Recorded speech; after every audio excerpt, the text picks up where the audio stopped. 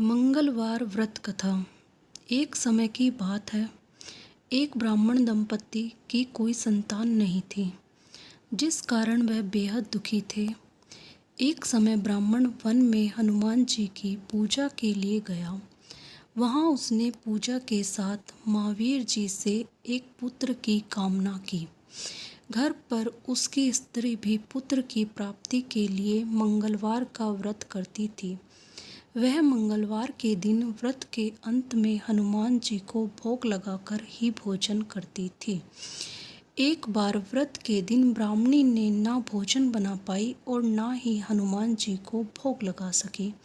उसने प्रण किया कि वह अगले मंगलवार को हनुमान जी को भोग लगाकर ही भोजन करेगी। वह भूखी प्यासी 6 दिन तक पड़ी रही। मंगलवार के दिन वह बेहोश हो गई। हनुमान जी उसकी निष्ठा और लगन को देखकर प्रसन्न हुए। उन्होंने आशीर्वाद स्वरूप ब्राह्मणी को एक पुत्र दिया और कहा कि यह तुम्हारी बहुत सेवा करेगा। बालक को पाकर ब्राह्मणी अति प्रसन्न हुई। उसने बालक का नाम मंगल रखा। कुछ समय उपरांत जब ब्राह्मण घर आया तो बालक को देख पूछा कि वह कौन है। पत्नी बोली कि मंगलवार व्रत से प्रसन्न होकर हनुमान जी ने उसे यह बालक दिया है। ब्राह्मण को अपनी पत्नी की बात पर विश्वास नहीं हुआ।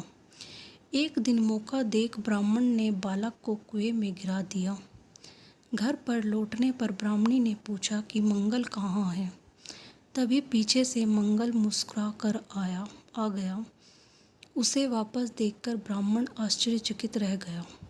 रात को हनुमान जी ने उसे सपने में दर्शन दिए और बताया कि यह पुत्र उसे उन्होंने ही दिया है।